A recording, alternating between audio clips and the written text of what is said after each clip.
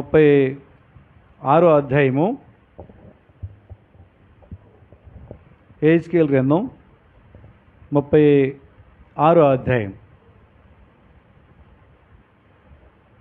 యెహెజ్కేలు గ్రంథం 36వ అధ్యాయము 11వ వచనం అందరం కలిసి చదువుకుందాం. యెహెజ్కేలు గ్రంథం 36వ అధ్యాయం 11వ వచనం, పేజీ నెంబర్ 718. అందరూ బిగ్గరగా చదవండి, కలిసి చదవండి. ఒకే స్వరంతో ప్రభు యొక్క మహిమ అర్థమై దీన్ని మనం చదువుకుందాం. ప్రారంభించుకుందాము. యెహెజ్కేలు గ్రంథం 36వ అధ్యాయం 11వ వచనం. మీ మీద మనుషులను పశువులను విస్తరింపజేసేదను, అవి విస్తరించి అభివృద్ధి నొందును. పూర్వం ఉన్నట్టు మిమ్మును నివాసస్థలముగా చేసి మునుపటి కంటే అధికమైన మేలు మీకు కలగజేసేదను.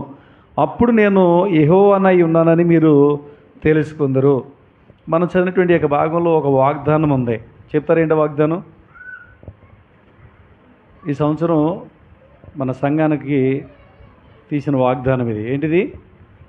మునుపటి కంటే అధికమైన మేలు మీకు కలగజేసేదను అనేటువంటి మాట ఇక్కడ మనం చూస్తున్నాం. ఈ యెహెజ్కేలు గ్రంథాన్ని యెహెజ్కేలు అనేటువంటి ప్రవక్త రాశాడు. ఎప్పుడు రాశాడు ఇది అని అంటే, బబులోను చెరలోనికి నెబుకద్నెజరు రాజు వచ్చి అనేక మందిని చెరగా తీసుకెళ్ళిపోయాడు కదా. ఆ చెరలోనికి వెళ్ళిన వారిలో యెహెజ్కేలు కూడా ఒకడు. ఆయన తన 30వ సంవత్సరంలో దేవునికి ప్రవక్తగా ఉండేదాని కొరకు పిలువబడి దేవుడిచ్చిన దర్శనాలతో బబులోనులో ఉన్నటువంటి ప్రజలను ఉద్దేశించి కొన్ని సంగతులు రాశాడు. యెరూషలేములో శేషించి మిగిలిపోయినటువంటి వారి గురించి కూడా కొన్ని విషయాలు రాస్తూ దేవుని యొక్క వాగ్దానాలు, భవిష్యత్తు వాక్కులు తెలియజేస్తూ ఈ గ్రంథంలో ఈ యొక్క మాటలన్నీ కూడా తాను రాస్తూ వచ్చినట్లుగా మనం చూడగలుగుతూ ఉన్నాం. ఇశ్రాయేలీయులు పూర్వస్థితి ఎలాంటిదంటే చక్కగా వైభవంగా ఉన్నారు. కానీ నెబుకద్నెజరు రాజు వచ్చి వీళ్ళందరినీ చెరలోని తీసుకెళ్ళిపోయినప్పుడు, యూదులందరూ చెరలోకి వెళ్ళిపోయినప్పుడు కొంతమంది శేషమే యెరూషలేములో మిగిలారు. యెరూషలేం పట్టణం పాడు చేశారు. వీళ్ళందరూ బబులోను చెరలో ఉన్నారు. ఇప్పుడు నిరీక్షణ లేకుండా ఏంటి మా స్థితి ఇలాగ అయిపోయింది అనుకున్న సమయంలో యెహెజ్కేలు ప్రవక్త ద్వారా దేవుడు మాట్లాడుతూ వారి నిరీక్షణకు ఆధారముగా భవిష్యత్తు ఎలా ఉండబోతుందో తెలియజేస్తూ, మునుపటి కంటే నేను మీకు అధికమైన మేలు కలగచేస్తాను అని దేవుడు యెహెజ్కేలు ప్రవక్త ద్వారా ఇశ్రాయేలు ప్రజలతో మాట్లాడిన మాట, వాగ్దానాన్ని ఇక్కడ మనము చూడగలుగుతూ ఉన్నాం. కాబట్టి ఇక్కడ మనం చూస్తూ ఉన్నాం, దేవుడు ఎవరయ్యా అంటే మేలు చేసేవాడు. చెప్పండి, ఎవరైనా మేలు చేసేటివాడు. ఇర్మియా గ్రంథం చదవండి, 32వ అధ్యాయం 40వ వచనం. ఇర్మియా గ్రంథం 32వ అధ్యాయం 40వ వచనం.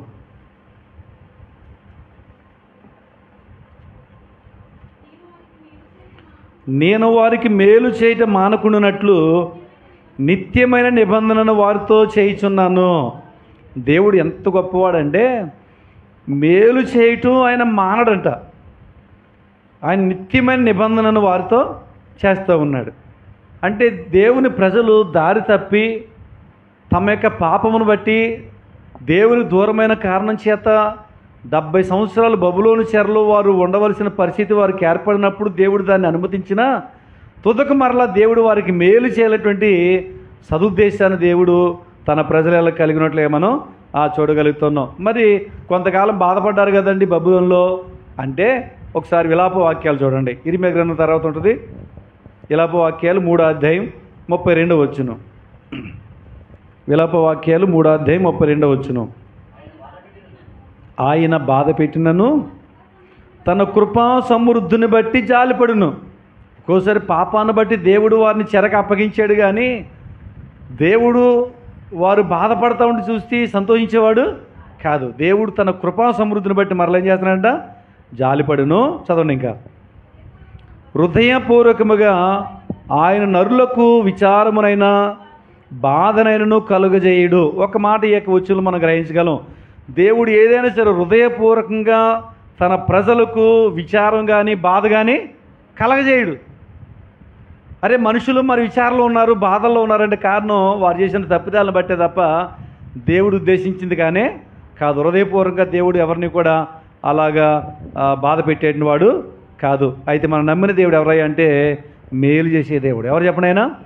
మేలు చేసేటువంటి దేవుడు. మునుపటి కంటే అధికమైన మేలు నేను మీకు కలగజేయుదును. ఈ దేవుడు ఎంత గొప్పవాడంటే మనకు అపోస్తల గ్రంథంలో 10వ అధ్యాయంలో 38వ వచనం మనం చూడగలుగుతాం. అపోస్తల గ్రంథం 10వ అధ్యాయం 38వ వచనం మనం చూస్తూ ఉన్నాం. దేవుడు ఎంత గొప్పవాడంటే తన ప్రియకుమారుని యేసుక్రీస్తు వారిని ఈ లోకాన్ని పంపిస్తే యేసుక్రీస్తు ప్రభు వారు శరీరధారిగా ఈ లోకంలో సంచరించిన దినాల్లో ఆయన ఏం చేస్తున్నాడని రాయబడింది అక్కడ. చదవండి 38వ వచనంలో.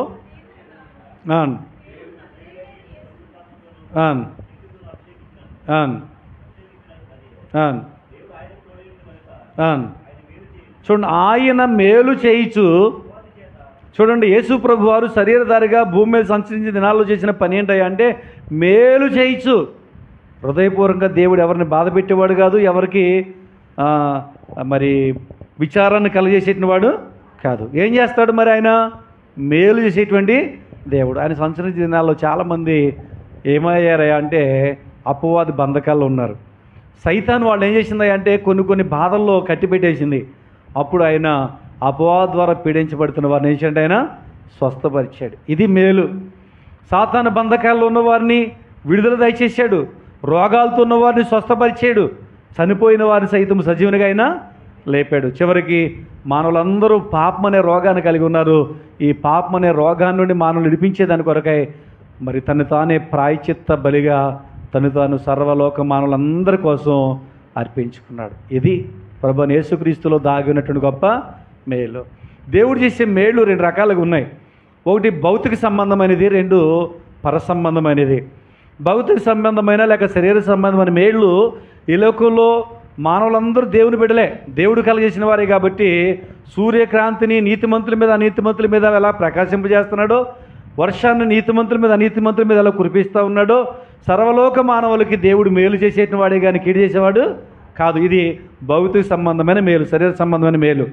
రెండవది ఏంటంటే ఆత్మ సంబంధమైన మేలు. ఇది కేవలం దేవుడు తన పిల్లలకు మాత్రమే చేస్తాడు. ఏంటంటే ఆత్మకు రక్షణ ఇచ్చి నిత్య నరకం నుండి తప్పించి పరలోకాన్ని చేస్తాడు. ఇది ఆత్మ సంబంధమైన మేలు. కాబట్టి భౌతిక సంబంధమైన మేలు కోసం నీవు వచ్చినా రాకపోయినా ఆత్మ సంబంధమైన మేలు కోసం తప్పక ప్రభువైన యేసుక్రీస్తు వారి దగ్గరికి రావలసిందే. అప్పుడే నిత్య మరణమును తప్పించుకుని నిత్య జీవులు మనము చేరగలం. జకర్యా గ్రంథం చూడండి ఒకసారి.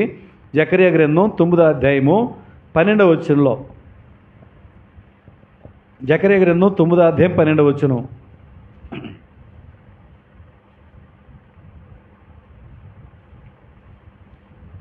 బంధకములలో పడియుండియు నిరీక్షణ కలవార్లారా, మీ కోటను మరలా ప్రవేశించుడి, రెండంతులుగా మీకు మేలు చేసేదనని నేడు నేను మీకు తెలియజేయుచున్నాను. ఇక్కడ ప్రజలు ఎలా ఉన్నారంటండి? బబులోను చెల్లెలు ఎలా ఉన్నారు? వీళ్ళు బంధకాల్లో ఉన్నారు. కాబట్టి వాక్యం ద్వారా దేవుడు మాట్లాడుతున్నాడు. బంధకాల్లో పడి ఉన్న వాళ్ళరా, నిరీక్షణ లేదనుకున్నారా? అరే మా బ్రతుకు ఎక్కడ ఇలాగే అయిపోద్ది మా కాలం అనుకున్నారా? మరలా తిరిగి మీ కోటలో ప్రవేశించండి, నేను మీకు రెండంతలుగా మేలు చేస్తాను. దేవుడు ఎంత గొప్పవాడో. కానీ నిరీక్షణ కోల్పోవద్దు. ఒకవేళ నీ జీవితంలో ఏ బంధకాల్లో నీవు ఉన్నావో, ఏ దుస్థితిలో నీవు ఉన్నావో, ఏ శ్రమల్లో నీవు ఉన్నావో, ఏ కఠినమైన పరిస్థితుల్లో నువ్వు ఉండి దిగులుతో ఉన్నావో దేవుడు దర్శించి అంటున్నాడు, నీ బంధకాల నుంచి నేను విడిపిస్తాను. నీ జీవితంలో అధికమైన మేలు అనగా రెండంతల మేలు నేను నీకు కలగజేస్తాను.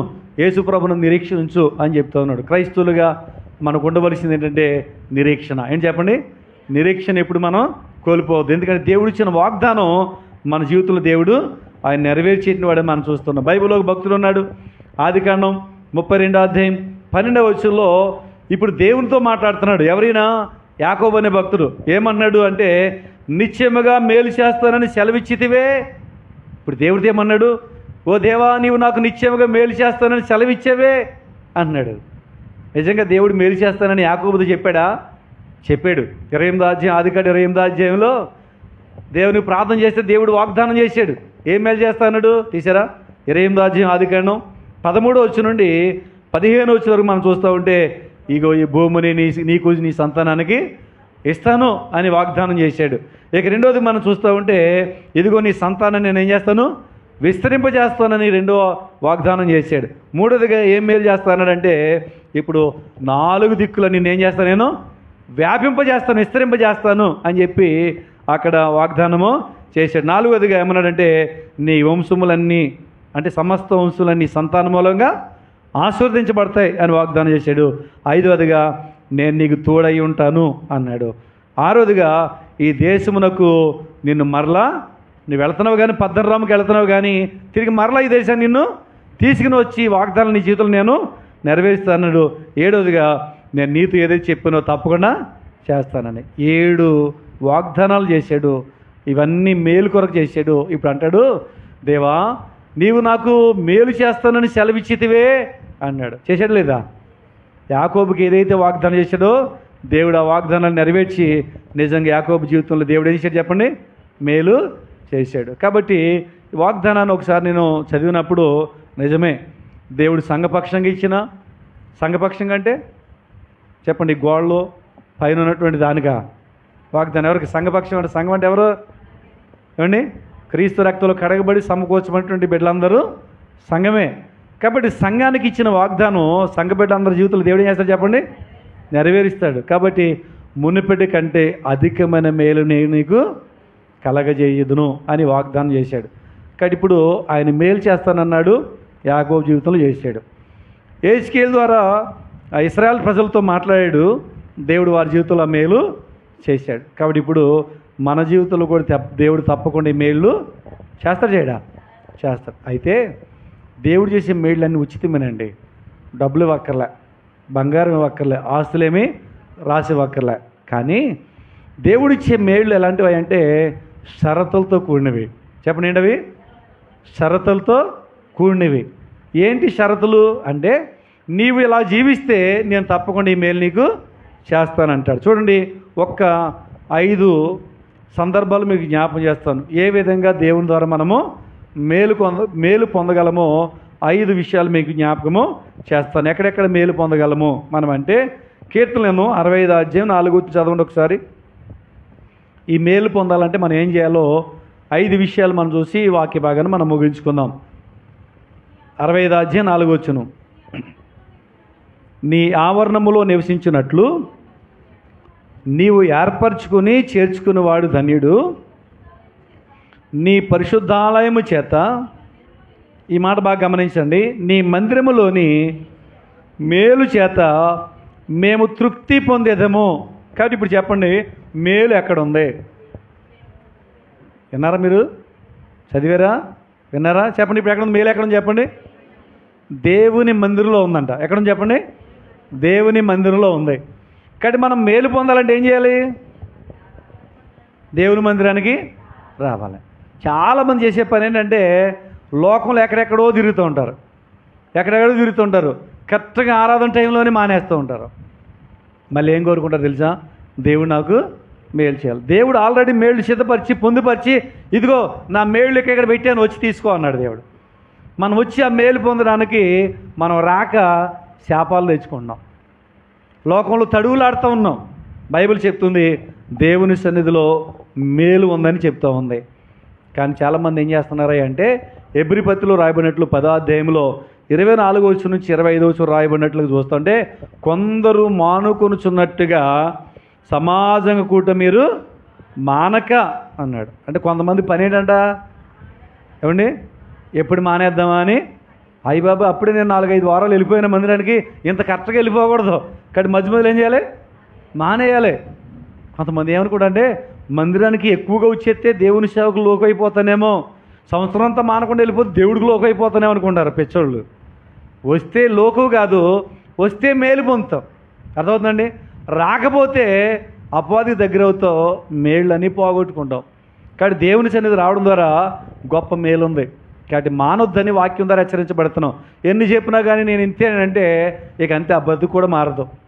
జీవితాల్లో ఆశీర్వాదం మేళ్ళు అనేవి ఉండవు. ఎంతైనా పరిగెత్తు, నీ జీవితంలో ఎంత కష్టపడి ఎంత ప్రయాసపడు, మేలు మాత్రం పొందలేవు. మేలు దేవుడు తన మందిరంలో దాన్ని పొందుపరిచి ఉంచాడు. నీ వస్తే దాన్ని పొందుకుని వెళ్ళగలవని వాక్యం ద్వారా చెప్పబడుతుంది. చూడండి, దేవుని మందిరంలో ఎలాంటి మేలు పొందగలం అని అంటే, చూడండి ఒకసారి కీర్తనలు ఎన్నో 97వ అధ్యాయం 5వ వచనం. 97, 5. కీర్తనల గ్రంథం 97:5. యెహోవా సన్నిధిని, సర్వలోకనాథుని సన్నిధిని పర్వతములు మైనవలే కరుగుచున్నవి. ఇప్పుడు చెప్పండి, యెహోవా సన్నిధి అంటే ఏది? దేవుని మందిరంలో మనం సమకూడాం కదా, ఇదే దేవుని సన్నిధి. సరే, ఇప్పుడు దేవుని సన్నిధానంలో అనగా దేవుని మందిరంలో ఏం జరుగుతుందని భక్తుడు రాశాడు అక్కడ? పర్వతములు మైనం వలె, చెప్పాలి, మైనం వలె కరిగిపోతుందంటండి. మైనం అంటే ఏంటి ప్రసాద్? మైనం అంటే ఏంటి? కొవ్వొత్తు తినా? కొవ్వు తెలిగితే ఏమవుద్ది? కరిగిపోద్ది. అంటే మంటకు, అగ్నికి ఏ శక్తి ఉందంటే మైనాన్ని కరగదీసేటువంటి శక్తి ఉంది. కానీ ఇక్కడ ఏం రాశాడు? పర్వతాలు కరిగిపోతున్నాయని రాశాడు. పర్వతాలు పెద్ద పెద్ద బండలు ఉన్నాయండి. ఆ బండలు మంట ఎత్తే కరిగిపోతాయా? చెప్పండి, కరిగిపోతాయా? అప్పారావు గారు మీరు ఉండేది బండల దగ్గరే కదా, ఆ కోరి దగ్గరే కదా మీ ఇల్లు. శీతాకాలం అంతా చలిమంటలు వేసారని కదా, కరిగిపోతాయి బండ్లు? కరగవు. ఇంకొక విధంగా చెప్పాలంటే మంట మండుతుంటామంటే, ఇప్పుడు చూడండి, ఇంత రాళ్ళు, ఇప్పుడు స్లాబ్ పోయడానికి కొన్ని రాళ్ళు తెస్తూ ఉంటాం, కంకర తీసుకొస్తూ ఉంటాం. అవన్నీ తీసుకొచ్చి మంటలు వేసామనుకో, ఈ రాళ్ళు కరిగిపోతే మంట ఆరిపోద్దా? మంటే ఆరిపోద్ది, కానీ రాళ్ళు మాత్రం కరగవు. కానీ ఇక్కడ పర్వతాలు కరిగిపోతున్నాయని ఎందుకు రాశాడయ్యా అంటే, దేవుని సన్నిధికి వచ్చేది మన జీవితాల్లో ఇక్కడ ఏదో భౌతిక సంబంధంగా పర్వతం గురించి కాదు రాసింది, కానీ కొంతమంది జీవితంలో రాయి ఎంత కఠినమైనదో కొంతమంది జీవితంలో సమస్యలు అంత గట్టిగా ఉంటాయి. ఎన్ని ప్రయత్నం చేసినా బావయ్యి, అరే ఈ చిక్కుముడి పడతలేదు, ఈ సమస్య బావట్లేదు, ఇది చాలా కఠినంగా ఉంది, చాలా జటిలంగా ఉంది, ఎవరు ఈ సమస్య నుంచి నాకు విడుదల ఇస్తారని చెప్పి తీవ్ర ప్రయత్నాలు లోకంలో చేస్తుంటాం. ఈ కఠినమైన సమస్య లోకంలో నువ్వు ఎక్కడికి వెళ్ళినా పోదావు, అది రాతి లాంటిది. ప్రభు సన్నిధికి వస్తే నీ సమస్యను మైన వల్ల దేవుడు కరిగించేస్తాడు. ఇక్కడ మేలు చూసారా మందిరంలో దేవుడు ఎలా పొందుపరిచాడో. ఇక రెండోది మనం చూస్తూ ఉంటే, పర్వతం ఎత్తుగా ఉండదా, దిగులో ఉండదా? ఎత్తుగా ఉంటాయి. కొంతమంది సమస్యలు ఎలా ఉంటాయంటే వాళ్ళు మించి ఉంటాయి. వాళ్ళు మించి, అబ్బో నా తలకు మించిన సమస్య అండి ఇది, ఇక దీని నుంచి నన్ను ఎవరు కాపాడలేరు, నేను నిన్న మునిగిపోయానని చెప్పి తెగ భయపడిపోతూ ఉంటారు. కానీ ప్రభు సన్నిధికి వస్తే నీ సమస్య ఎత్తయిందైనా, పర్వతం వల్ల ఎత్తయిందైనా, నిన్ను ముంచేయగలిగిందైనా, ప్రభు సన్నిధికి వస్తే నీ సమస్యలను దేవుడు పర్వతం వలె, మైన వలె ఏం చేస్తాడంటే అయినా కరిగించి వేసి నీ జీవితంలో దేవుడు మేలు చేస్తానన్నాడు. కాబట్టి దేవుని మందిరంలో మేలుంది. నీ బ్రతుకుకు, నీ జీవితానికి గొప్ప మేలు దేవుడు సిద్ధపరిచాడు. నీ సమస్య ఏదైనా ప్రభు సన్నిధికి వస్తే ఆయన మేలు చేస్తాడు. కాబట్టి ప్రభు సన్నిధికి వస్తే సమస్యలను తొలగించి మేలు చేస్తాడు. అదొకటి. రెండవ మేలు మందిరంలో ఎక్కడ ఉందయ్యా, ఏ విధంగా మనం పొందగలమంటే చూడండి, యోబు గ్రంథంలో 22వ అధ్యాయంలో మనం చూస్తూ ఉంటే 21వ వచనంలో అక్కడ రాయబడి ఉంది. 22:21 యోబు గ్రంథం 22:21.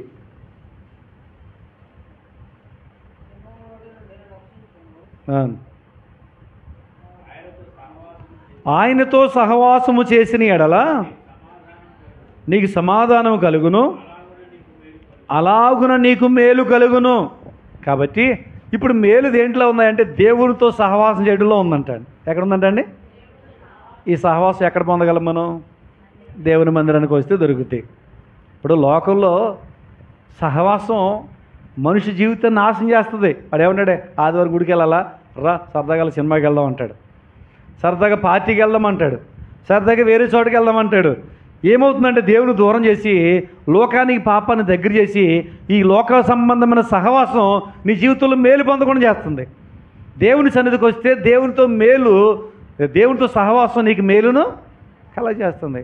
కానీ దేవుని సన్నిధి రావడం ద్వారా దేవుని బిడ్డలతో సహవాసం, దేవునితో సహవాసం అది నీకు మేలు.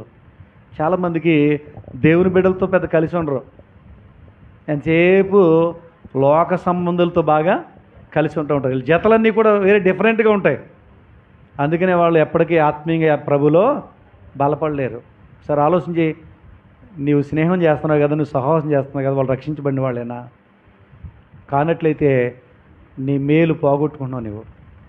కాబట్టి ప్రభు సన్నిధికి వస్తే దేవునితో నీకు సహవాసం చేస్తే నీకు మేలు కలుగుతుంది. చూడండి, ఆ మాట కూడా చూద్దాం. సామెతల గ్రంథం 13వ అధ్యాయం 20వ వచనంలో అంటే నా సొంత మాటగా చెప్పేది, బైబిల్లో ఉన్న మాట చూద్దాం. యోబు గ్రంథం, సామెతల గ్రంథం 13వ అధ్యాయం 20 వచనం. జ్ఞానుల సహవాసం చేయవాడు జ్ఞానం గలవాడవును, మూర్ఖుల సహవాసం చేయవాడు ఏమవుతాడంటండి? చెప్పలే, వినపడలేదు మీకు? నాతో చెప్పండి అందరూ. మూర్ఖుల సహవాసము చేయవాడు చెడిపోవును. ఇప్పుడు చెప్పండి, ఎవరితో చేస్తారు? దేవునితో, దేవుని బిడ్డలతో సహవాసం చేసేవాడు జ్ఞానం కలిగినవాడు. మూర్ఖులతో సహవాసం చేసేటువంటి వాడు ఏమవుతాడంటే తప్పకుండా మేలు కాదు, చెడిపోతున్నాడు. కాబట్టి ప్రభు సన్నిధికి వస్తే దేవునితో సహవాసం దొరుకుద్ది. ఈ సహవాసం వల్ల ఏం కలిగి చెప్పండి? మేలు కలిసి. ఒకడు అనుకున్నాడు బైబిల్లో, మన లోకసభ 15 అధ్యాయంలో కనపడుతుంది కదా, ఏమన్నాడు? తండ్రి నీ దగ్గర ఉంటే ఆస్తి ఉంది కానీ నాకు స్వేచ్ఛ లేదు అని చెప్పి ఆస్తిని పంచేయమని చెప్పి వెళ్ళిపోయాడు. డబ్బు ఉండేటప్పటికి చూడండి, చెడ్డ స్నేహితులు అందరూ పోగారు. దుర్వ్యాపారం అంటే ఇక అన్ని రకాల పాపాలు దాంట్లో మిళితమై ఉన్నాయి. చివరికి వేశ్యలతో తిరిగాడు, ఇష్టానుసారంగా జీవించాడు. చివరికి డబ్బంతా అయిపోయింది. చివరికి ఏమైపోయాడండి? తప్పెనుకోమాడు, ఏమైపోయాడు? ఆ దేశంలో అదే టైంలో కరువు వచ్చింది. అది కూడా ఈడిని బట్టి వచ్చింది. దేవుడు ఈడికి బుద్ధి చెప్పడానికి. ఏమిటండి? ఆకలి చచ్చిపోయి సాగిన పరిస్థితిలో పందులు పొట్టు తిందామని ప్రయత్నం చేశాడు. తండ్రితో ఉన్న సహవాసం ఎంత గొప్పదంటే, చక్కని వస్త్రాలు, చక్కని చెప్పులు, చక్కని ఆహారం, తన జీవితం అంతా లగ్జరీ, బాగుండేది. ఎప్పుడైతే పందులు సహవాసాలకు వచ్చాడో ఆ పొట్టు తిందామంటే ముట్టెట్టి గంటి పాడేసింది పందులు కొట్టండి. అవి కూడా తింటాకే చచ్చే స్థితిలో బయలుదేరి ఎక్కడికి వచ్చాడండి? బుద్ధి వచ్చిన మళ్ళీ తండ్రి దగ్గరికి వచ్చాడు. కాబట్టి మూర్ఖులు సహవాసం చేసి చెడిపోతాడు. దేవుని సహవాసం చేయడం దేవుని సన్నిధికి రా. దేవునితో సహవాసం నీ జీవితానికి మేలు అనేది కలగజేస్తుందని దేవుని యొక్క వాక్యం మనం చూస్తున్నాం. కాబట్టి దేవుని మందిరంలో నీ పరిస్థితులు తొలగించి, నీ యొక్క పర్వతాలని పరిస్థితులను కరిగించి మేలు చేస్తాడు. అది మేలు. రెండవది, దేవుని మందిరంలో దేవుడు తనతో నీకు సహవాసం ఇచ్చి నీకు మేలు చేస్తాడు. ఇంకా దేవుని మందిరంలో ఏం మేలు ఉందయ్యా అని అంటే, చదవండి ఒకసారి కీర్తనలు 81 అధ్యాయం 13 వచనం. 81:13. కీర్తనలు 81 అధ్యాయం 13 వచనం.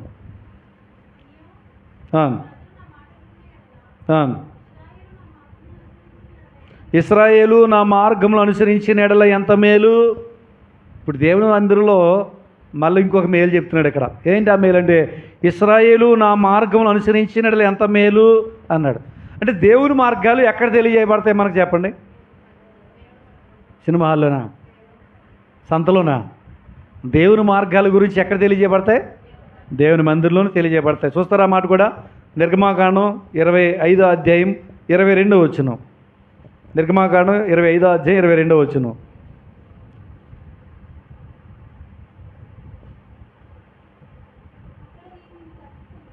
అక్కడ నేను నిన్ను కలుసుకొని కరుణాపీఠ మీద నుండి, శాసనములు గల మందసం మీద నుండి, కెరూబుల మధ్య నుండి ఇశ్రాయేల్ నిమిత్తము మీకు ఆజ్ఞాపించు సమస్తమును నేను మీకు తెలియజేస్తాను. దేవుని మార్గాలు ఎలాంటివో, దేవుని ఆజ్ఞలు మనం ఏ విధంగా పాటించాలో, ఈ దేవుని వాక్యం అంతా, దేవుని మార్గాలంతా కూడా ఎక్కడ తెలియజేయబడతాయంట? దేవుని మందిరంలో తెలియజేయబడతాయి. కాబట్టి ఈ లోకంలో ఎక్కడ ఉండవండి. దేవుని సన్నిధిలో దేవుడు తన దాసుల ద్వారా మాట్లాడుతున్నాడు. కాబట్టి మన దేవుని సన్నిధికి వస్తే దేవుని మార్గాలు మనం తెలుసుకుంటాం. దేవుని మనం వెంబడించడానికి మనకు మేలు కలుగుతుంది. అందుకని ఇశ్రాయేలు నా మార్గములు అనుసరించేలా ఎంత మేలు అన్నాడు. మేలుకరమైన మాటలు, ఆశీర్వాదకరమైన మాటలు దేవుడు తన మందిరంలో నుండి మనకైనా తెలియజేసేటిన వాడని మనం చూస్తూ ఉన్నాం. ఒకడు బయలుదేరి మనం చూడగలం, లోకస్వార్తలు 10వ అధ్యాయాలు మనం చూడగలుగుతాం, తీయదులేండి. అక్కడ ఒకటి బయలుదేరి యెరూషలేములో దేవుని మందిరం ఉంది, కానీ ఆ మార్గం తను తీసుకోలే. ఏ మార్గం తీసుకున్నాడు? ఎరుకో మార్గాన్ని తీసుకుని దిగిపోతున్నాడు. అంటే తన జీవితంలో పాడైపోవడానికి, చెడ్డ స్నేహం చేయడానికి, చెడ్డ బిజినెస్ చేయడానికి, తన జీవితంలో తను ఇంకా దిగిపోవడానికి వెళ్ళిపోతున్నాడు. ఎక్కడి నుంచి? యెరూషలేము నుండి ఎరుకోకు దిగి వెళ్ళిపోతున్నాడు. దిగి వెళ్ళిపోతున్న మాటలో ఇవన్నీ మనం అర్థం చేసుకోవచ్చు. అంటే తన మార్గం అయిపోయిందంటే దేవుని మందిరానికి వెళ్ళే మార్గం కాదు, నాకు దిగిపోయే మార్గం కావాలనుకున్నాడు. ఏమైపోయాడు? దొంగల చేతిలో చిక్కాడు. అర్థమవుతుందా? ఏమైపోయాడు? దొంగల చేతిలో. వాళ్ళు చిక్కితే ఊరుకుంటారా? ముందేం చేస్తారు? నీ దగ్గర ఎంత ఉందో అని ఇచ్చేయమని ఫస్ట్ అడగరు. అడిగితే ఇచ్చేస్తామా? ముందు కొడతారు. కొట్టిన తర్వాత ఏం చేస్తారు? కుర్రపురాణం తెరిచిపెట్టేశారంట. అటుగా యాజకుడు వెళ్ళాడు, సహాయం చేయలే. అటుగా లేవీడు వెళ్ళాడు, సహాయము చేయలే. మూడోది ఎవరు వెళ్ళారు? సమరయుడు వెళ్ళాడు.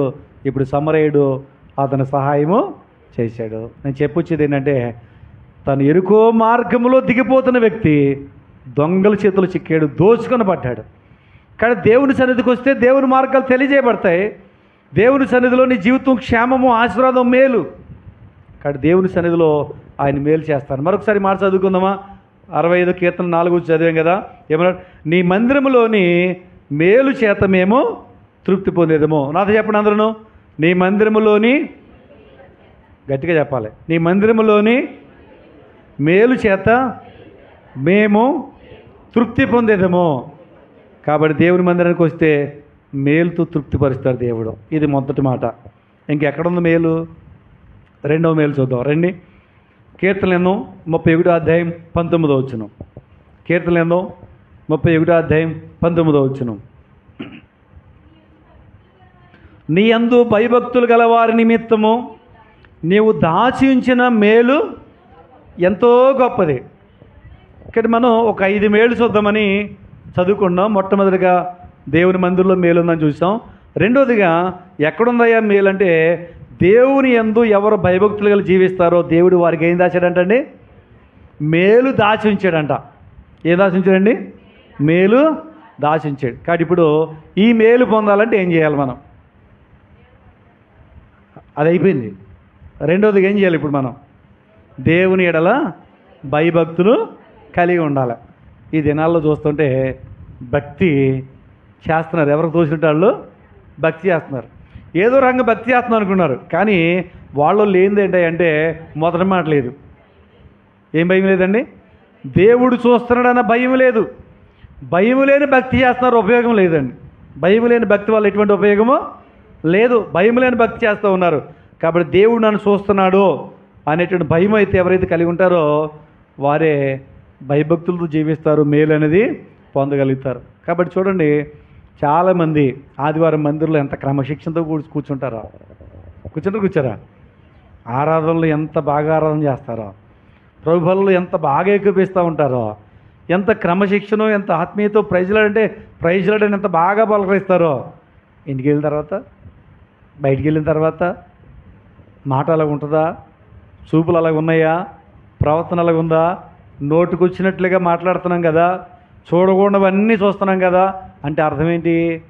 దేవుడి మందుల్లో దేవుడు ఉన్నాడు, దేవుడు చూస్తున్నాడని. బయట దేవుడు లేడా? నువ్వు ఆఫీసులు ఉంటే ఆఫీసులో దేవుడు లేడా? నువ్వు పని చేస్తుంటే పని చేసే ఇక్కడ దేవుడు లేడా? ప్రశాంత్, నువ్వు బ్యాంకులో పని చేస్తున్నావు కదా, దేవుడు చూస్తున్నాడు, నిన్ను చూస్తున్నాడా? నువ్వు బండి రిపేర్ చేస్తున్నప్పుడు దేవుడు చూస్తున్నాడా? చూస్తాడు. ఎవరు ఏ పని చేస్తున్నారో ఆ పని చేస్తున్నప్పుడు ఎవరు చూస్తున్నారు? దేవుడు తప్పకుండా చూస్తున్నాడు. ఇక్కడ చూడండి, ఒకసారి మనం చూద్దాం. కొరింథీ రాసిన మొదటి పత్రిక 4వ అధ్యాయం 5వ వచనంలో, 4వ అధ్యాయం 5వ వచనం.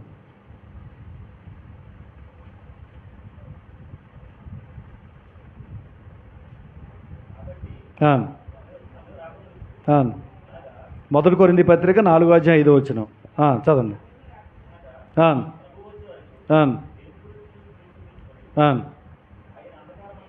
చూడండి, ఈ మాట బాగా గమనించండి. ఆయన అంధకారమందలి రహస్యములు వెలుగులోనికి తెచ్చి, ఈ మాట వరకు చాలండి. ఒకరోజు ఉంది, నువ్వు మంచి క్రియలు చేస్తే మంచి క్రియలు కూడా దేవుడు వెలుగులోకి తీసుకొచ్చి నీకు ప్రతిఫలం ఇస్తాడు. ఒకవేళ నీ క్రియలు చెడ్డవైతే వాటిని కూడా ఒక రోజు వెలుగులోనికి దేవుడు తీసుకుని వస్తాడు. ఒకసారి యూట్యూబ్లో చూస్తున్నప్పుడు కొంతమంది వ్యాపారస్తులు ఏం చేస్తారంటే తూకం చూస్తూ ఉంటారు. తూకం చూసి వాళ్ళు డబ్బులు తీసి ఇచ్చే లోపల ఈ కవర్లో పోసేటప్పుడు కొన్ని వాళ్ళలో పడిపోయేలాగా మళ్ళీ వేసేసుకుంటూ ఉంటారు. ఇదొక మోసం.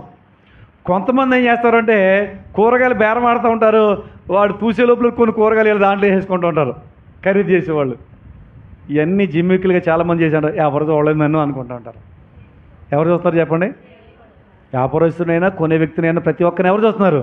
దేవుడు చూస్తున్నారు. కొంతమంది ఏం చేస్తారంటే కొంతమందికి చీకటి క్రియలు, దొంగతనాలు కానీ, వ్యభిచారాలు కానీ, కొన్ని పాపపు కార్యాలు కానీ చీకటిలో చేయడానికి మనుషులు ఎంచుకుంటారు. వాళ్ళు ఏమనుకున్నారంటే చీకటి ఎందుకు ఎంచుకుంటారంటే ఎవరికి కనపడం, చీకట్లో ఎవరికి కనపడం. కానీ అంధకారం అంటే చీకటి కదా, ఒక రోజునంటే అవన్నీ దేవుడు ఇల్లునికి తీసుకొస్తాడు. నీ అంధకార క్రియలను దేవుడు చూస్తున్నాడు. భయపడవా దేవునికి? నువ్వు చేస్తున్నటువంటి క్రియలు, నువ్వు మాట్లాడుతున్న మాటలు, నువ్వు చూస్తున్నది ప్రతిదీ దేవుడు చూస్తున్నాడు. భయపడవా దేవునికి? నీ ప్రవర్తన అంతా దేవుడు చూస్తూ ఉన్నాడు. ఇక్కడ నా వాళ్ళు లేరు కదా, ఇక్కడ దేవుని సేవకులు లేరు కదా, ఇక్కడ విశ్వాసులు లేరు కదా, ఇక్కడ ఎవరు లేరు కదా, దేవుడిని నమ్ముకున్న వాళ్ళు ఎవరు లేరు కదా అని నువ్వు అనుకున్నావు, కానీ దేవుడిని చూస్తున్నాడు. ఇంకా చూడండి, దేవుని యొక్క వాక్యంలో మనం పరిశీలన చేసినట్లయితే హెబ్రీ పత్రిక 4:13 హెబ్రీ పత్రిక 4:13 మనుషుడు ఏమనుకున్నాడంటే ఒక సీసీ కెమెరా పెడుతున్నాడు, ఆ సీసీ కెమెరాలో దాని పరిధి ఎంత అవుతుందో అంతవరకు దాన్ని చూస్తూ ఉంది. కాబట్టి ఇప్పుడు ఏం చేస్తున్నాడు, సీసీ కెమెరా వెనకాల ఉన్నాడు అనుకో, కనబడిన కదా. ఈ తెలివితేటలు మనిషికి ఉన్నాయి. అలాగా మనుషులు ఏమనుకుంటారంటే కొన్ని దేవుడు చూడలేడులే, చాటునున్నాను అనుకుంటున్నాడు. మరియు ఆయన దృష్టికి కనబడని సృష్టం ఏదీ లేదు. నువ్వు సముద్ర దిగంతలు ఉన్నావా, నేను సీసీ కెమెరా చూడకపోవచ్చు, ఇంకా దేవుడు చూస్తున్నాడు. నువ్వు పర్వతం చాటు దాక్కున్నావా, దేవుడు నిన్ను చూస్తున్నాడు. ఒకవేళ నీకు రెక్కలు వచ్చి ఆకాశం ఎక్కిపోయావా, అక్కడ కూడా దేవుడు నిన్ను చూస్తాడు. దేవుని దృష్టికి కనబడని సృష్టం ఏది లేదు. ఈ సోదరుడా, దేవుని మరుగైంది ఏది లేదు, సమస్తాన్ని చూస్తున్నాడు. నీ ప్రవర్తన అంతా చూస్తూ ఉన్నాడు. భయపడవా దేవునికి? నువ్వు భయము కలిగి భక్తితో నీ జీవిస్తే దేవుడు ఏం చేస్తాడంట, నీ యందు భయభక్తులు గలవారి నిమిత్తము నువ్వు దాచించిన మేలు ఎంతో గొప్పది. కాబట్టి దేవుడు చూస్తున్నాడని భయం కలిగి దైవభక్తితో నీవు జీవించినట్లయితే తప్పకుండా మేలు అనేది ఎంతో. ఇష్టానుసారంగా బ్రతుకుతూ ఏది దేవుడు చేస్తాను మేలేది కనపడదే, ఎవడే దేవుడు? మరి జేబులో పెట్టి చాక్లెట్లు ఇది చేతులు పెట్టడానికి ఇది కండిషన్ అని చెప్పాం కదా. ఇలా జీవిస్తే దేవుడు నీకు మేలు చేస్తాడు. చూడండి, కీర్తన 128 మొదటి 2 వచనాల్లో రాయబడి ఉంది. ఏం రాయబడిందని చదవండి. కీర్తన 128 మొదటి 2 వచనాల్లో, యెహోవా యందు భయభక్తులు కలిగి ఆయన త్రోవలను నడిచి వారందరూ ధన్యులు అనుభవించేదవు. నీవు ధన్యుడవు, నీకు మేలు కలుగును. ఎక్కడుందంట మేలు చెప్పండి? యెహోవా యందు భయభక్తులు కలిగి జీవించడంలో మేలు దాగబడి ఉంది. కాబట్టి ఎవరైతే దేవుని ఎడల భయభక్తులతో జీవిస్తారో దేవుడు వారికి ఏం చేస్తాడంట, మేలు చేస్తాడు. కాబట్టి నీవు ఎవరైనా సరే, నీవు దేవుని ఎడల భయభక్తులు కలిగి జీవిస్తే తప్పకుండా దేవుడు నీకు మేలు అనేది చేస్తాడు. కానీ దేవుని ఎడల భయభక్తులు కలిగి ఉంటాం అంటే ఇంకెలాగండి అని అంటే చివరి మాట చెప్పి ముందుకెళ్తాను. సామెతలు 16:6 దేవుని ఎడల భయభక్తులు కలిగి ఉంటామంటే ఏంటో ఒక అర్థం ఇచ్చాడు అక్కడ. చదవండి, సామెతలు 16:6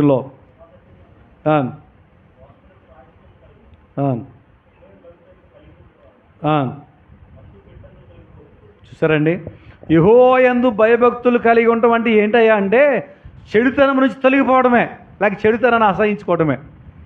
ఎవరైతే చెడ్డ జీవితాన్ని, పాప జీవితాన్ని అసహించుకుంటాడో ఆ వ్యక్తి ఆటోమేటిక్గా ఏమయ్యాడు తెలుసా, దేవుని యందు భయభక్తులు కలిగి ఉన్నాడు. కొంచెం నోరిప్పండి, మాట్లాడండి, పర్వాలేదు.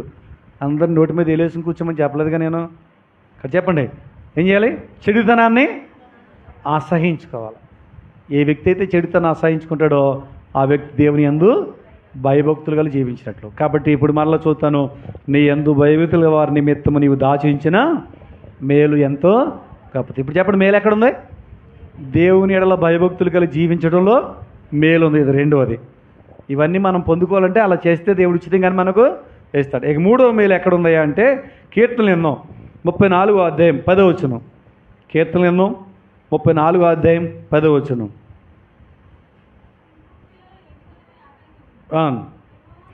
యెహోవాను ఆశ్రయించు వారికి ఏ మేలు కొదువై ఉండదు.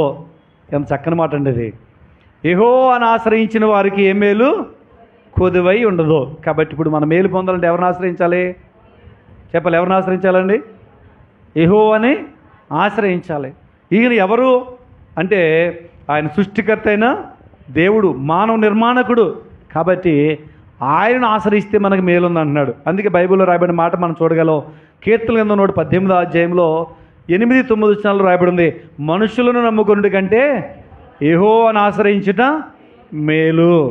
కాబట్టి మూడవదిగా మనం మేలు పొందాలంటే ఏం చేయాలి చెప్పండి? యెహోవాను ఆశ్రయించాలి, ఆయన్నే మనము నమ్ముకోవాలి. నిజంగా ఒకవేళ మన జీవితంలో ఎవరైనా సరే మేలు పొందట్లేదంటే కారణం ఏంటి తెలుసా?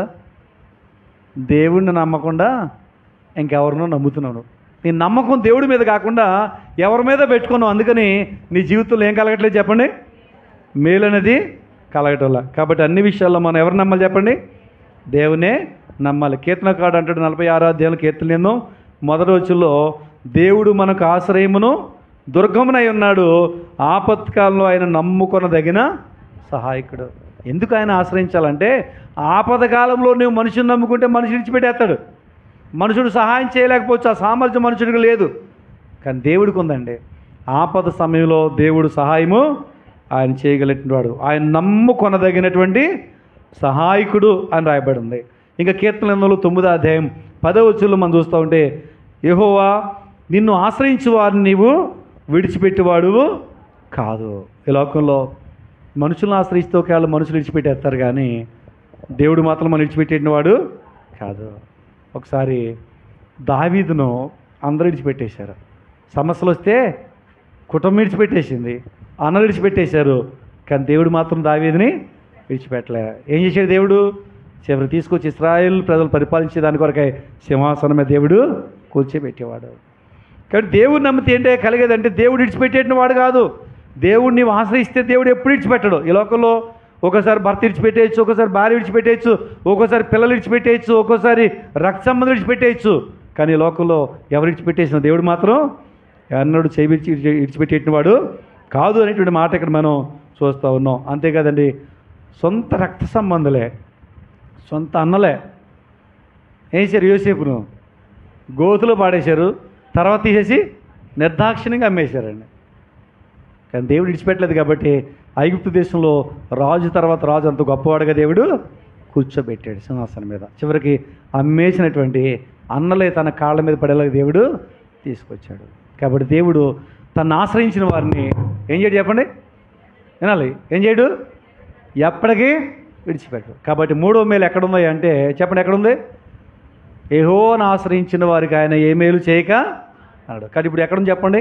3వ మేలు దేవుని ఆశ్రయించడంలో ఉంది. మొదటి మేలు దేంట్లో ఉంది చెప్పుకున్నప్పుడు? దేవుని మందిరంలో ఉంది. రెండోది దేవుని భయభక్తులు కలిగి జీవించడంలో మేలు ఉంది. మూడోది దేవుని ఆశ్రయించడంలో మేలు ఉంది. 4వది మనం చూద్దాం. చూడండి, కీర్తన 81వ అధ్యాయం 8వ వచనం. 81:8. నా ప్రజలారా ఆలకింపుడి, అయ్యో ఇశ్రాయేలు, నీవు నా మాట వినిన ఎడల ఎంత మేలు. ఇప్పుడు చెప్పండి, మేలు ఎక్కడుంది? దేవుడి మాట వినటంలో ఉంది. ఎక్కడుంది చెప్పండి? దేవుడి మాట వినటంలో ఉంది. కానీ మనం వినంగా, లోకంలో ఎవరు చెప్పినా వింటాం, ఎవరు చెప్పినా వింటాం, కానీ దేవుడు చెప్తే మాత్రం వినం. దేవుని మాట వింటే మనకేం కలుగుతుందంట? మేలు కలుగుతాయి. ఇప్పుడు ఎందుకు మనం వింటలేదంటే మన స్వభావం ఎందుకు మారిపోయిందంటే మన మూలపితుడే వినలే. ఆదామవ్వలకు దేవుడు ఆజ్ఞాపించి, అరే బాబు ఈ చెట్టు ఫలం తింటే చస్తావు, ఈ చెట్టు ఫలం తింటే జీవిస్తావు అని చెప్తే ఏది దేవుడు తినొద్దు అన్నాడో దాని గురించి సైతాను వచ్చి చెప్పాడు. సర్పరపులు వచ్చి చెప్తే సాతాను మాట నమ్మాడు. అంటే ఎవరి మాట విన్నాడు? ఇప్పుడు దేవుని మాట వినుకోకుండా సాతాను మాట విన్నాడు. తద్వారా ఏమైపోయింది? అవ్వ తింది, తీసుకొచ్చి తన భర్తకి ఇచ్చింది, ఇద్దరు తిన్నారు. అంటే మొట్టమొదటే వారు అపవాది మాట విని వారు ఆ కేంద్రం నుంచి బయటికి గెంటిపడ్డారు. చూడండి, తల్లిదండ్రుల యొక్క DNA ఎలాగైతే బిడ్డలకు వస్తుందో, ఆదామవ్వలు చేసినటువంటి యొక్క పాపపు స్వభావం ప్రతి మనిషిలో పాప నైజం వస్తూనే ఉంది. ఇది మానవ నైజం అని మనం చెప్తూ ఉన్నాం. అయితే ఇప్పుడు మనం చూస్తూ ఉన్నాం, పిల్లారా మీరు దేవుని మాట వినండి, అప్పుడు మీకు మేలు కలుగుద్ది అని వాక్యం చెప్తూ ఉంది. కానీ ఎవరి మాట వినాలి చెప్పండి? మనం చెప్పట్లే గట్టిగా. మీరు దేవుని మాట మనం వినాలి. ఇర్మియా గ్రంథం 42వ అధ్యాయం 6వ వచనం. ఇర్మియా గ్రంథం 42వ అధ్యాయం 6వ వచనం. ఇర్మియా గ్రంథం 42వ అధ్యాయం 6వ వచనం. మాకు మేలు కలిగినట్లు మేము మన దేవుడు అనే యెహోవా మాట వినువారమై. ఏమండి, మనకు మేలు ఎక్కడ దాచబడి ఉందంటే మనకు మేలు కలిగినట్లు ఎల్లవేళలా దేవుడి మాట వినాలి మనం. అప్పుడు మన జీవితంలో మేలు అనేది కలుగుద్ది. కానీ మనం వినంగా ఇంతే దేవుడు ఎలాగని చెప్తాడు? ఎక్కడ చెప్పాడండి? యెషయా గ్రంథం 1:2 అంటాడు, ఏమన్నాడు? ఆకాశమా ఆలకించు, భూమి చెవియొగ్గు. అంటే ఆకాశానికి భూమికి ఎందుకు చెప్తున్నాడు? మనుషులు దేవుడి మాట వినడం లేదు. దేవుని మాట వెనక జీవితంలో నష్టాలు తెచ్చుకుంటున్నారు. దేవుని మాట వెనక దేవుని ఉగ్రతకు గురవుతూ ఉన్నారు. దేవుని మాట వెనక జీవితంలో శాపాలు తెచ్చుకుంటూ ఉన్నారు. కానీ దేవుని మాట మనం వినాలని నేర్చుకున్నాం. చక్కగా ఇప్పుడు మీరు ఎలా చేస్తున్నారంటే చెప్పిన ప్రతి మాటకు భలే తలవుతున్నారు. దేవుడి మాట మేము వింటామండి. ఎవరో ఎన్నోళ్ళు బయట వాళ్ళు అలాగ ఉన్నారేమో, మేము మట్టికి బాగా వింటామండి అన్నట్టుగా మీరు చక్కగా తలవుతున్నారు. కానీ ఒకసారి ఆలోచన చేయండి, పెళ్ళిళ్ళప్పుడు ఎవరి మాట వింటున్నారండి? వాళ్ళ మాట. వాళ్ళంటే ఎవరు? శుభకార్యాలు చేస్తున్నప్పుడు ఎవరి మాట విన్నావు నువ్వు? బైబిల్ చెప్పినట్టు చేస్తున్నావా? ఎవరో చెప్తున్నారు వచ్చి, ఇది చెయ్యి, ఈ మంగళస్నానం చేయించు, ఈ తోరణాలు కట్టు, ఇంకా ఏ కొన్ని పద్ధతులు లోక సంబంధం ఆచారాలు తీసుకొస్తే అవి చేస్తాం. బైబిల్ చెప్పినట్లుగా మనం మాత్రం చేతరా? ఇల్లు కట్టాలని చెప్పి ప్రార్థన చేయడానికి దేవుని సేవకుని కాకేస్తావు, ముందే వెళ్ళి ముహూర్తం పెట్టుకొస్తావు. ఎవరి మాట విన్నావు? దేవుడి మాట విన్నాను పైకి మాత్రం చెప్తున్నావు. మధ్యలో ఆగిపోయింది ఇల్లు, అయ్యో ప్రార్థన చేయడు, ఉపవాసం ఉండి సంఘం అంతా, వీళ్ళ కోసం ఉపవాసం అంతా, వీళ్ళు చేసిన తప్పుకి ఏం చేయాలంట? సంఘం అంతా ఉపవాసం ఉండి ప్రార్థన చేయాలంట. ఎనరగా దేవుడి మాట.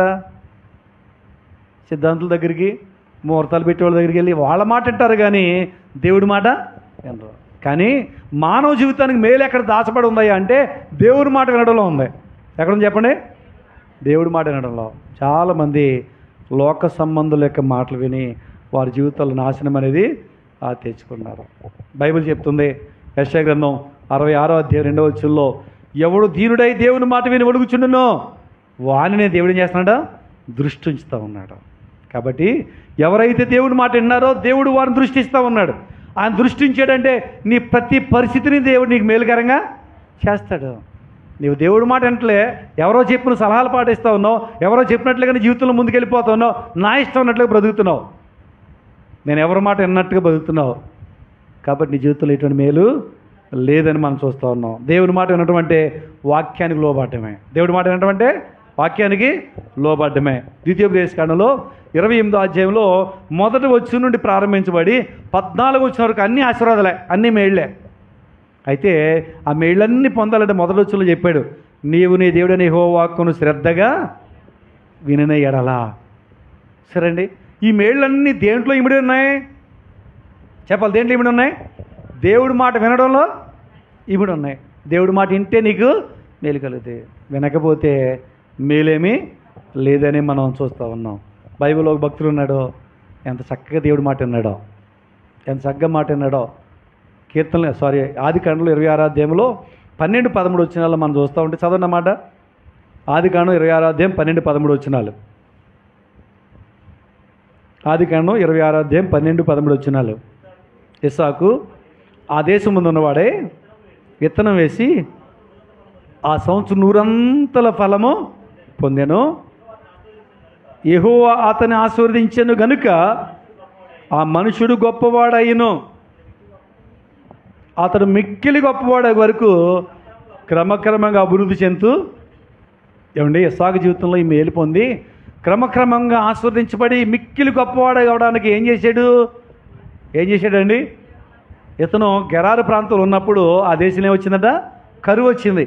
ఇప్పుడు దేవుడు అన్నాడు, కరువు వచ్చిందని చెప్పి నువ్వు ఐగుప్తుకి వెళ్ళిపోతావు, వెళ్ళకో, ఇక్కడే ఉండు అన్నాడు దేవుడు. ఇదేంటి ప్రభా ఇక్కడంతా కరువు ఉంది, ఈ కరువులో ఎక్కడ ఉండమన్నావు, చంపేస్తావు నన్ను అని అనుకున్నాడా? మనమైతే అలాగే అనుకుంటాం, ఇదేంటి దేవుడు ఎక్కడ ఉండమన్నాడు అని. దేవుడి మాట విన్నాడు, కరువు కాలంలో ఉండిపోయాడు. ఆ టైంలో తను వ్యవసాయం చేస్తూ ఉంటే దేవుడు ఇచ్చాడంట 100 ఫలాన్ని ఇచ్చాడు. ఏమండి, నీళ్లు లేక ప్రజలు అల్లలాడుతున్నారు, కరువుతో పంటలు పండగ ప్రజలు ఇబ్బంది పడుతున్న కాలంలో 100 పంట ఎలా వచ్చింది ఇస్సాకుకి? అంటే వాతావరణ మార్పును బట్టి కాదు, దేవుడి మాట వినడాన్ని బట్టి. దేవుని మాట వినడాన్ని బట్టి. బైబిల్ మనం చూస్తాం రూతు గ్రంథంలో, ఏమండి అక్కడ బెత్లెహేములో ఒకసారి కరువు వచ్చిందంట. కరువు వస్తే ఒక మనిషి చేసింట, ఎలీమెలికి అనేటువంటి వ్యక్తి, నయోమి అనేటువంటి దంపతులు బయలుదేరి ఎక్కడికి వెళ్ళిపోయారంట?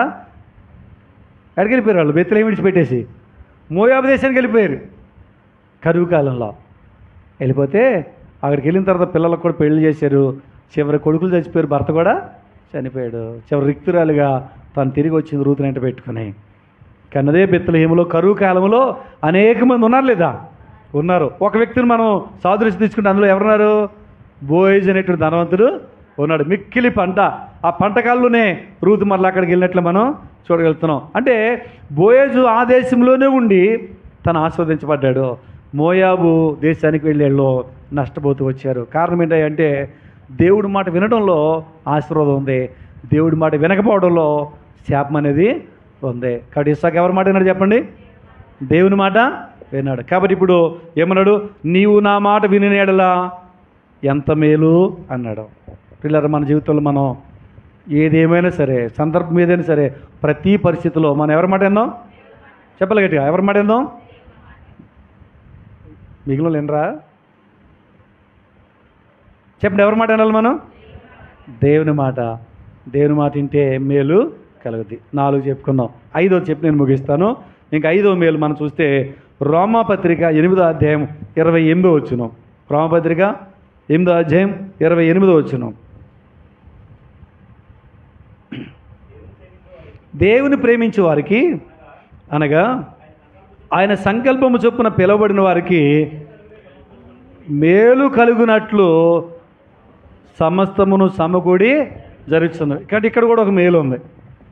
ఒకటి ఏంటి అంటే దేవుని ప్రేమించే వారికి మేలు కలుగుతుంది అంట. ఎవరు చెప్పండి? చెప్పాలి అందరూ. దేవుని ప్రేమించే వారికి, లోకంలో ఉన్నవాడు అన్నిటికంటే ఎక్కువగా మనల్ని ఎవరు ప్రేమించాలి చెప్పండి? దేవుణ్ణే ప్రేమించాలి. ఇదేంటండి? రక్త సంబంధుల కంటే, భార్య కంటే, భర్త కంటే, బిడ్డల కంటే, లోకంలో ఉన్నవాడు అన్నిటికంటే ఎందుకు దేవుని ఎక్కువ ప్రేమించాలి అని అంటే, చూడండి, మన ప్రభు అయినటువంటి యేసుక్రీస్తు పరలోకాన్ని, ఆ సింహాసనాన్ని, నిత్యం మహింపరచబడుతున్నటువంటి భాగ్యాన్ని ఒక పక్కన పెట్టి, నశించిపోతున్నటువంటి మనలో పక్కన పెట్టి, యేసు ప్రభువుని ఎవరిని ప్రేమిస్తావు అంటే ఆయన ప్రాక్టికల్గా చూపించాడు. దాన్ని విడిచిపెట్టి భూమి మీదకి వచ్చి తన ప్రేమను మనల్ని వెల్లడిపరిచి మనకు శిలువలో తన ప్రాణాన్ని పెట్టాడు. ఇది దేవుని ప్రేమ. ఆయన తన ప్రేమను ఆ విధంగా కనపరిచాడు, త్యాగం చేశాడు. అలాంటి దేవుని మనం ఏం చేయాలి చెప్పండి? చెప్పండి, ఏం చేయాలి? నిత్యం ప్రేమించేవారిగా ఉండాలి. బైబిల్లో మనం చూస్తూ ఉంటాం, సామెతల గ్రంథంలో 8:21 నన్ను ప్రేమించే వారిని ఆస్తికర్తలుగా నేను చేస్తాను, వారి నిధులను నేను నింపుతాను అన్నాడు. దేవుని ప్రేమిస్తే దేవుడు ఆస్తికర్తలు చేస్తున్నాడు, వారి నిధులను ప్రేమిస్తున్నాడు. ఇంకా 91 కీర్తనలు మనం చూస్తున్నాం, 14వ వచనంలో అతను నన్ను ప్రేమిస్తున్నాడు కాబట్టి, చదవన్నమాట, అతను నన్ను ప్రేమించున్నాడు కనుక నేను అతను తప్పించేదను, నా నామం ఎరిగిన వాడు కాబట్టి అతను గణపరిచేదను అన్నాడు. కాబట్టి దేవుని ప్రేమిస్తే రకరకాల ఆపదల నుంచి తప్పించే దేవుడు, సమస్యల నుంచి తప్పించేవాడు, నరకం నుండి తప్పించేటివాడు అని మనం చూస్తూ ఉన్నాం. కాబట్టి దేవుని మనం ప్రేమించేటి వారిగా ఉండాలని నేర్చుకున్నాం. కాబట్టి ఇప్పుడు దేవుని ప్రేమిస్తే మనకి ఏం కలుగుతుందంట? మేలు కలుగుతాయి. ఎంతకీ ప్రేమించడం అంటే ఏంటండి? దేవుని ప్రేమించడం అంటే ఏంటి? ఇప్పుడు బైబిల్లో మగ్దలేని మరియ ఎన్ని దయ్యాలు పట్టినాయి? 7 దయ్యాలు. 7 దయ్యాల నుంచి విడుదల పొందిన తర్వాత ప్రభువుని వెంబడిస్తానే ఉంది, ప్రభు మీద ప్రేమ చూపిస్తానే ఉంది, కడవరకు వెంబడించింది. యేసు ప్రభుని సిలువేసిన తర్వాత, యేసు ప్రభుని సమాధి చేసిన తర్వాత, ప్రభు పునరుత్థానాన్ని తిరిగి వేసిన ఆదివారం దినమున ఏమన్నా అందరికన్నా ముందుకు వెళ్ళింది ఎవరండి అక్కడికి? 21 యోహాను సువార్తలో రాయబడుతుంది కదా మాట, మొదటి వచనంలో మగ్దలేని మరియ పెందలకాడ ఇంకా చీకటి ఉండగానే, సమాధులు అంటే చాలా భయపడతారు, కానీ ఆమె అలా ప్రభువు మీద ఉన్న ప్రేమతో వెళ్ళిపోయింది.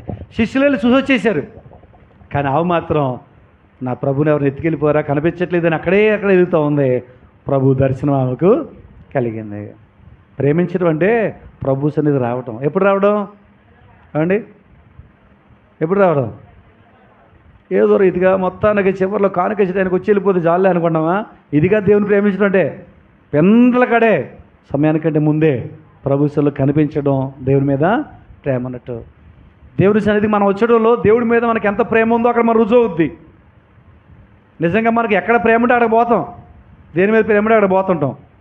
కానీ దేవుని మీద ప్రేమ ఉంటే దేవుని సన్నిధికి సమయానికి మనం వస్తాం. డబ్బు మీద ప్రేమ ఉంటే ఏం చేస్తాం? డబ్బు సంపాదించినాక పోతాం. దేవుడి మీద ప్రేమ ఉంటే దేవుని సన్నిధి మనం వస్తాం. ఏ లోక ధనమో ఏ లోక మట్టుకే అది మనకు కూడా రాదు. ఎంతోమంది ధనవంతులు ఈ లోకంలో చనిపోయారు, వెళ్తూ వాళ్ళు ఏమీ పట్టుకెళ్ళలే. కాబట్టి మన జీవితంలో ఎవరి శరీర సంబంధమైన ఆత్మ సంబంధమైన మేలు మనం పొందాలంటే ప్రభు సన్నిధిలో ప్రభుని ప్రేమించిన వారిగా మనం ఉండాలి. యోహాను సువార్తలో 21వ అధ్యాయంలో 15వ వచనంలో ఒక వ్యక్తి వెళ్ళిపోయాడు. ఎక్కడికి వెళ్ళిపోయాడు? చేపలు పడతాకి వెళ్ళిపోయాడు ప్రభు శిష్యుడు. ఇప్పుడు ఆ శిష్యుడైనటువంటి పేతురుతో యేసు ప్రభు వారు మాట్లాడితే అక్కడికి వచ్చి తిరిగి లేచిన తర్వాత అక్కడికి వచ్చి, సీమోను, వీరికంటే నీవు నన్ను ఎక్కువగా ప్రేమిస్తున్నావా? 21వ అధ్యాయం 15వ వచనంలో మాట మనం చదవండి. యోహాను సువార్త 21:15. సీమోను పేతురుని చూసి, సీమోను, వీరికంటే నీవు నన్ను ఎక్కువగా ప్రేమించున్నావా? లోక సంపదల కంటే, లోక సంబంధుల కంటే, లోకము కంటే దేవుని నువ్వు ఎక్కువగా ప్రేమించగలిగితే దేవుని జీవితంలో మేలు అనేది చేస్తాడు. కాబట్టి ప్రభుని ప్రేమించే వారి జీవితంలో ఆయన మేలు అనేది చేస్తాడు. అదే సందర్భంలో ప్రభుని ప్రేమించడమే కాదు, ఆయన సంకల్ప పూజను పిలబడిన వారందరికీ మేలు అంట. పిలబడిన వారందరికీ మేలు. కాబట్టి ఆయన పిలుపు మనందరికీ ఇచ్చాడు దేవుడు. అయితే బైబిల్లో మనము ప్రత్యేకంగా ఒక వ్యక్తిని చూడగలం. ఆ వ్యక్తి ఎవరయ్యా అంటే మనకు కనపడతాడు. ఆదికాండంలోనే 12వ అధ్యాయంలో వస్తాడు కదా, దేవుడు పిలిచి నీకు కనాను దేశాన్ని ఇస్తాను పిలిస్తే ఆ పిలుపునందుకుని వస్తాడు. ఎవరైనా? అబ్రహాము. ఎవరు చెప్పనైనా? అబ్రహాముకు దేవుడే వాగ్దానం ఇచ్చి పిలిచాడో, దేవుని పిలుపు లోబడినప్పుడు దేవుడు అబ్రహామును అలాగే ఆస్వాదించాడు. కాబట్టి పిలబడిన వారందరికీ కూడా దేవుడు మేలు అనేది చేస్తూ ఉన్నాడు. కాబట్టి దేవుడు మనల్ని పిలుస్తూ ఉన్నాడండి. పిలిచి ఆయన మన జీవితంలో మేలు అనేది చేస్తాడు. ఎందుకు పిలుస్తే తెలిసి మనల్ని? పేతురు రాసిన మొదటి పత్రికలో 3వ అధ్యాయం 9వ వచనంలో రాయబడిన మాట మనం చూస్తుంటే, ఆశీర్వాదమునకు వారసులవడానికి మీరు పిలవబడితిరి. దేవుడు మనల్ని పిలిచింది ఎందుకంటే ఆశీర్వాదం ఇవ్వడానికి, మేలు చేయడానికి దేవుడు మనల్ని పిలిచాడు. ఇది ఉన్నతమైనటువంటి పిలుపుగా మనం చూస్తూ ఉన్నాం. అబ్రహాము దేవుని పిలుపు లోబడ్డాడు కదా, వచ్చాడు కదా. ఆదికాండం 24వ అధ్యాయంలో మొదలు వచ్చి చూడండి, దేవుడు అబ్రహామును అన్ని విషయముల్లో ఏంటండి ఆస్వాదించాను. కాబట్టి అతడు గొప్పవాడయ్యాడు. అన్ని విషయాల్లో దేవుడు అబ్రహామును ఆస్వాదించాడు. కారణం ఏంటి? అబ్రహాము దేవుని ప్రేమించేవాడు, దేవుని పిలుపుని అందుకుని లోబడొచ్చాడు. కాబట్టి దేవుని పిలుపుకి ఎవరు లోబడతారో, ఎవరు దేవుని యొక్క ఆహ్వానానికి లోబడి దేవుని సన్నిధికి వస్తారో దేవుడు వారి జీవితంలో ఉన్నతమైన మేళ్ళైనా చేస్తాడు. 5 మేలు చెప్పని అయిపోయింది. ఒకసారి జ్ఞాపకం చేసుకుందాం. మొట్టమొదటిది, మన జీవితంలో ఆయన మేలు చేయాలంటే, మునుపటి కంటే అధికమైన మేలు మన జీవితంలో కలగాలంటే మనం మొట్టమొదటి చేయవలసిన పని దేవుని సన్నిధి మానకుండా రావాలి. దేవుని మందిరంలో మేలు ఉంది. రెండోది, దేవుని ఎడల భయభక్తులు కలిగి జీవించాలి. మూడోది, యెహోవాను ఆశ్రయించాలి. నాలుగోది, దేవుని మాట వినాలి. ఐదోది, దేవుని మనం ప్రేమించాలి. అయితే ఒక్కోసారి ఇలా చేస్తున్నాం కానండి, మేలు కలగట్లేదంటే వాళ్ళ కోసం కూడా ఒక వాక్యం ఉంది, చూద్దాం. చూడండి, ఇర్మియా గ్రంథం 5వ అధ్యాయం 25వ వచనంలో, ఎన్ని చేసినా మేలు పొందట్లేదు అని అంటే, చాలామంది జీవితాల్లో ప్రభు సన్నిధికి వస్తూ కూడా మేలు పొందట్లేదు అంటే కారణం ఏంటో బైబిల్లో జవాబు రాయబడింది. ఇర్మియా గ్రంథం 5వ అధ్యాయం 25వ వచనం చదవండి త్వరగా. మీ దోషములు వాటి క్రమమును తప్పించెను, మీకు మేలు కలగకుండకు మీ పాపములే కారణము. చెప్పండి, ఇప్పుడు కారణం ఏంటంట? చాలామంది జీవితాల్లో ప్రభు సన్నిధికి వస్తూ రక్షించబడని చెప్పుకుంటూ కూడా మేలు కలగట్లేదంటే కారణం ఏంటి? పాపాలు. ఈ పాపాలు ఏం చేసినాయా అంటే, ఆదికాండం 3వ అధ్యాయం 16వ వచనం నుంచి 19వ వచనం చూస్తుంటే, ఆదాము చేసిన పాపం వల్ల వాళ్ళకి శాపం వచ్చింది. ఇగో నువ్వు మిక్కిలి వేదనతో నువ్వు పిల్లల గంటవని చెప్పి అవ్వమని దేవుడు చెప్పించాడు. ఆదామునేమో చెమట వచ్చి నువ్వు వ్యవసాయం చేయాలి, భూమి ఏం చేస్తుంది? ముళ్ళ తొప్పులు గచ్చపొదలు పొలిగిస్తుంది, ఇది భూమి శాపగ్రస్తమైంది అన్నాడు. అంటే పాపాన్ని బట్టి ఏమొచ్చిందండి? లోకంలో శాపం వచ్చింది. పాపాన్ని బట్టి ఏమొచ్చింది? రోమపత్రిక 6వ అధ్యాయంలో 23వ వచనం, పాపంలో జీతము మరణం, అనగా పాపం వల్ల నరకం వచ్చింది.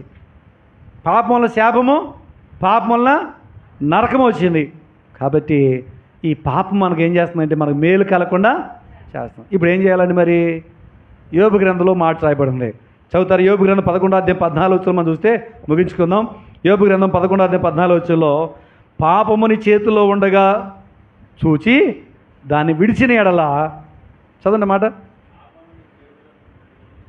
పాపముని చేతిలో ఉండ చూచి నీవు దాన్ని విడిచిన ఎడల నీ గుడారములో నుండి దుర్మార్గత నీవు కొట్టివేసిన ఎడల నిశ్చయముగా నిర్దోషివై నీవు సంతోషించెదవు. నిర్భడవై నీవు స్థిరపడి ఉందువు. ఈ మేళ్ళు పొందాలంటే పాపము నీ చేతిలో ఉండగా దాన్ని ఏం చేయాలని చెప్పండి, చెప్పండి, విడిచిపెట్టాలి. కొంతమంది మాట్లాడతలే, పాపం మా చుట్టమండి, అది ఎప్పటి నుంచో మాకు చక్కగా కలిసిపోయిందండి, దాన్ని వాళ్ళు వదిలిపెట్టామంటే అలాగ అన్నట్టు చూస్తున్నారు.